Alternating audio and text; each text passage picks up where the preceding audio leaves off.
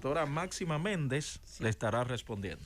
Bien, la primera pregunta al señor de 42 años, él dice que se hizo un perfil de lípidos, tiene el HDL bajito, LDL estaba muy bien, él se siente muy estresado y él dice que si puede influir, que él entiende que fue en diciembre, que si puede influir el estrés en modificar el sistema nervioso y cardíaco.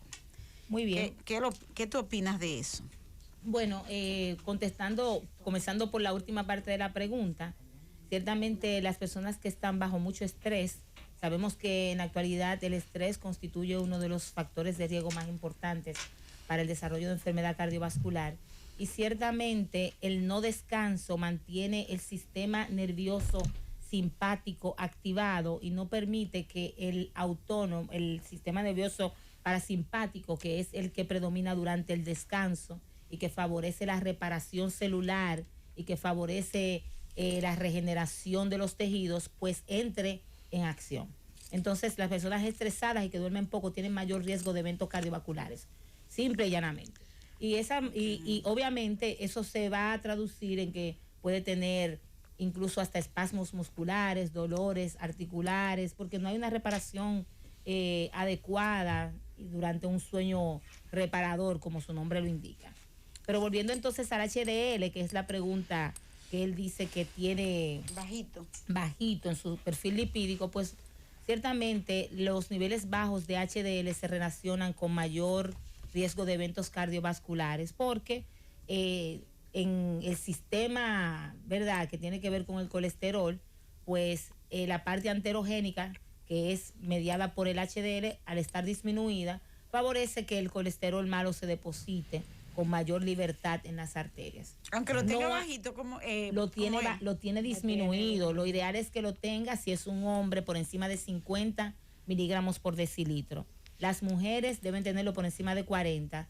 El problema que tenemos con el HDL es que no existen fármacos para poder subirlo, sino que solamente tenemos como recomendación hacer actividad física cardiovascular y utilizar, consumir más bien alimentos ricos en omega 3 y alimentos como los mariscos y ese tipo de cosas, los pescados, el salmón, más que todo, pescado, salmón, etcétera.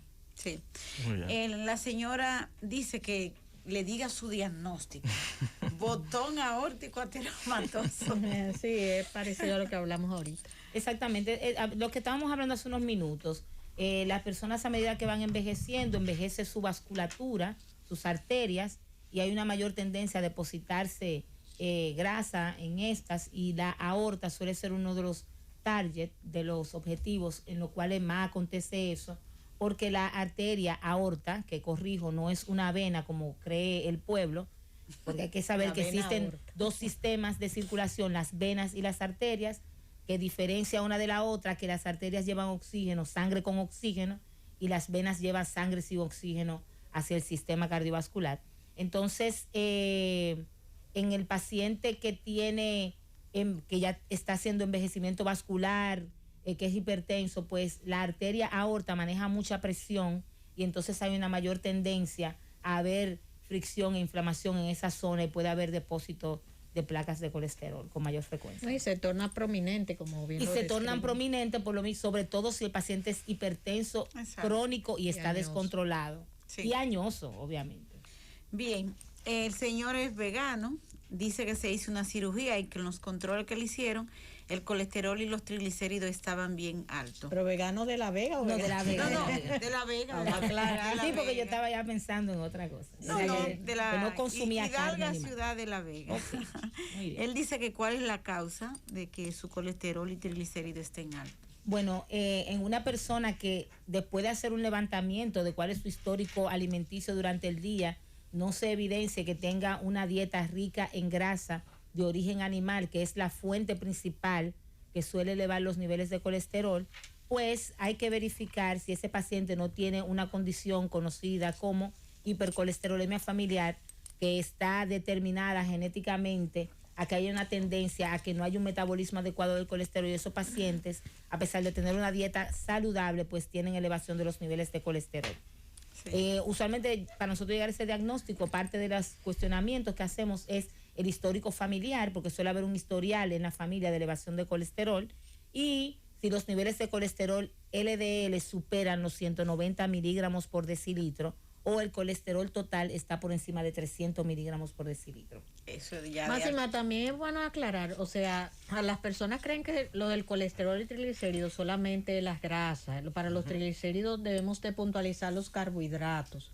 Por ejemplo, el pan, las pastas, el alcohol, los dulces. Los dulces. Eso tiene mucho impacto en los triglicéridos sobre todo. Claro, los triglicéridos son un tipo de grasa, vamos a llamarle de esa manera, que se suele depositar o guardar en forma de grasa cuando hay un excedente en el consumo de calorías de origen por los carbohidratos.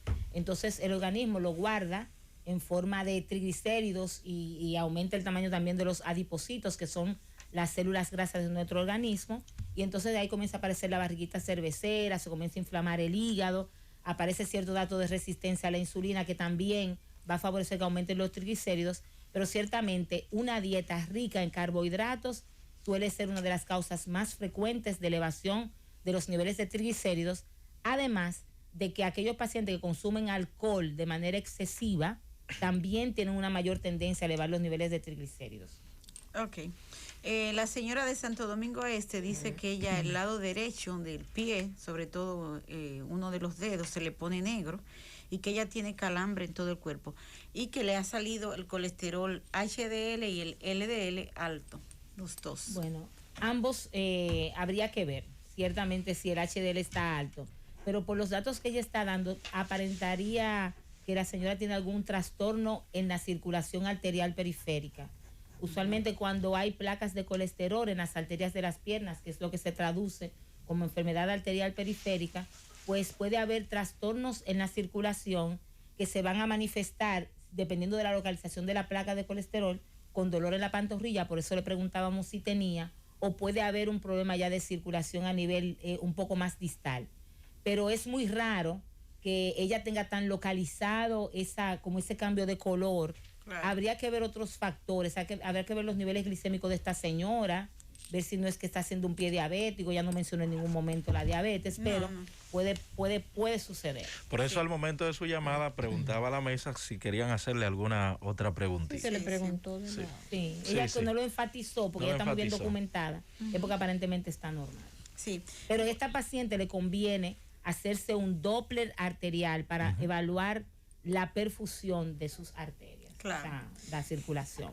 Bien, la señora de 69 años, ella dice, ella le ve que lee los informes, dice que tiene ateroma en la aorta, que lleva dieta, pero que sin embargo el colesterol total lo tiene en 220 y su presión está bien. Bueno, ella tiene ateromatosis aórtica también, tiene 69 años, ya es una paciente considerada como envejeciente.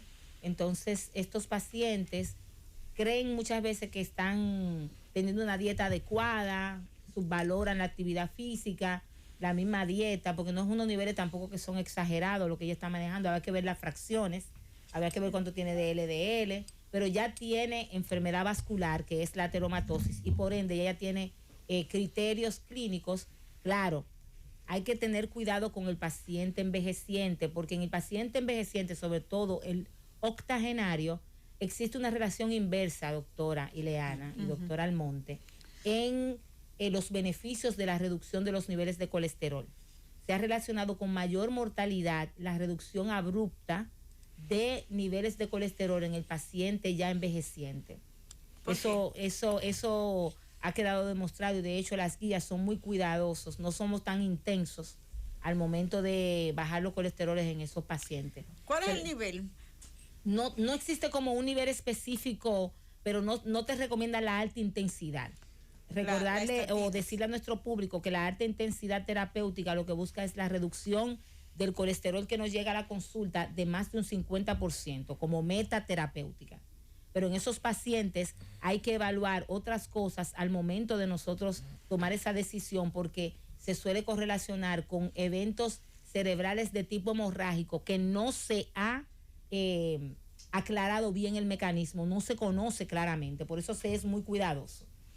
Aunque las guías actuales del manejo de colesterol, tanto de la Sociedad Europea de Cardiología como de la American Heart Association del 2018 y 2019, la europea, nos recomiendan que si el paciente tiene más de 75 años y es un paciente que tiene elevación del colesterol con enfermedad vascular, usted se monta en el propósito de alcanzar las mismas metas que si el paciente fuera joven. Fíjese que yo le hablé de los octogenarios y los nonagenarios. Claro. Bien, y se relaciona, ¿qué tipo de medicamentos? ¿Se relacionan los omega 3 con esos eventos hemorrágicos? No, porque es la elevación del colesterol. Un ruido. Sí, ciertamente sí. Sí, se habló mucho de eso, pero no se ha podido demostrar el mecanismo.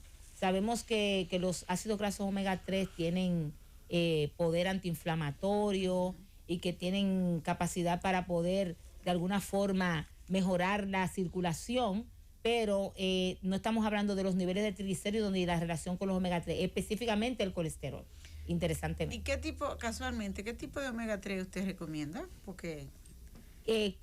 ¿Cómo cuál tipo? No, pero no nombre comercial. Sí, nombre comercial, porque los que aparecen aquí en el mercado son los adecuados. Hay que tener, de nuevo, cuidado con eso, siempre lo enfatizo, porque no todos los ácidos grasos omega 3 pasan por los 7 pasos de purificación que tienen que pasar esos aceites que son de origen de pescado, para poder eliminarle los otros ácidos grasos que pueden contener, como el ácido graso omega 6 o el omega 9, que son proaterogénicos y proinflamatorios. No así el ácido graso omega 3, que es antiinflamatorio y antitrombótico. Es decir, que son opuestos. Y si no pasan por los pasos de purificación, pues lo que vamos es a aumentar las complicaciones vasculares. Eso es uno. Y dos, que las dosis que deben de contener, o las dosis recomendadas de ácido graso omega 3, pues suelen no contenerlas esa cápsula, y muchas veces para obtener las dosis recomendadas, pues hay que tomar hasta 9 y 12 tabletas por día. 1 gramo a 2, ¿no? Un poco intolerante. Exactamente, y esos son tabletas muy grandes, tienen mucho sabor a pescado, es muy complicado. Entonces, lo ideal es comer salmón y sardinas. Nada mejor que obtener el ácido graso omega 3 directamente de la fuente, que son el salmón, las sardinas y ese tipo de... Y barata y buena, que son buenísimas. Seguimos con algunas preguntas. Adelante, doctora. Bueno, el señor dice que qué alimentos aumentan el colesterol. Ajá. Los alimentos de origen, usualmente de origen animal, son los que contienen grasas que pueden elevar los niveles de colesterol. ¿Cómo cuáles? La carne de cerdo, las carnes que tengan piel, que como tengan el pollo, ¿no? El pollo con toda su piel, porque si le retiramos la piel es muy saludable. El mismo cerdo, que también puede elevar los colesteroles, pero depende de la parte del cerdo que se utilice. No, ¿verdad? Porque el filete, que es considerada como carne blanca, pues puede ser muy beneficiosa. Pero las carnes rojas, sobre todo, son las que más suelen elevar los niveles de colesterol. Y los quesos, algunos embutidos. Los quesos y los embutidos, claro, los embutidos, pero los quesos sobre todo se relacionan, aparte de elevar la grasa, con elevar los niveles de triglicéridos. Friol de cabra. Bueno, y el feta, muy graso. Bueno, realmente, yo creo que la clave aquí... Y el huevo, más. En la alimentación, no me hable, eso es otro tema. Mire, la clave está en la moderación. Claro. Porque los productos de origen animal podemos utilizarlos, pero está en la moderación, las cantidades y el número de veces. Ahí es que los nutriólogos se desarrollan, y nosotros que trabajamos con lípidos nos auxiliamos muchísimo de los nutriólogos para que nos diseñen los planes alimenticios adecuados en estos casos, porque muchas veces no basta con nosotros simplemente ponerle los medicamentos si el paciente sigue comiendo desorganizadamente. Antes de irnos a la pausa, vamos a permitir que la doctora responda 2 preguntitas más de las que están pendientes. Bueno, hay una que es para Claudia y que constituye un verdadero tormento para nosotros los cardiólogos en consulta. Ajá. Doctora, ¿qué significa disfunción diastólica grado 1? Sí, eso es un eco. Ese es un término diagnóstico. Que está muriendo. Ese es un término, disfunción diastólica, es un término diagnóstico que lo damos los ecocardiografistas. Se refiere, ¿verdad? Tenemos las aurículas, los ventrículos, que son de las cavidades de nuestro corazón, las aurículas arriba, los ventrículos abajo. Entonces, la sangre que baja hacia los ventrículos, cuando hay quizás un distanciamiento no adecuado o un retraso de ese llenado de la sangre desde las aurículas hacia los ventrículos, y que desde los ventrículos se expulsa la sangre hacia lo que es el torrente sanguíneo y nuestros órganos, ese retraso, si hay alguna disfunción, si hay algún retraso en esto, es que se le llama disfunción diastólica, que hay 3 grados. Entonces, esto aparece frecuentemente en los ancianos, hipertensos, en fumadores, y verdaderamente no es nada de gravedad. No, simplemente que es uno de los hallazgos que aparece en los pacientes hipertensos y se toma en cuenta porque hay algunas disfunción diastólica que pueden dar síntomas de cansancio, obviamente. Claro. Muy bien, otra más. Bien, bueno, el señor de Santo Domingo Norte dice que tiene años con el colesterol alto, que se asiste a algún tratamiento para eso. Sí, claro, lo primero es hacer el diagnóstico y me da la impresión de que es un paciente que tiene hipercolesterolemia familiar. Hay que recordar que en estas condiciones hay que identificar primero el tipo de cuál es el trastorno genético que se tiene, porque dependiente de ello vamos a encontrar una respuesta adecuada o no al tratamiento que tenemos disponible en la actualidad. Hay muchos medicamentos, pudiésemos hablar en otro programa sobre eso extensamente, pero ciertamente los pacientes que tienen hipercolesterolemia familiar tienen 20 veces más riesgo de desarrollo de eventos cardiovasculares que los mismos que ellos, personas de la misma edad y el mismo sexo, que no tuviesen esta condición. Entonces, es importante que se le haga el diagnóstico genético para poder identificar el tratamiento adecuado. Cundo.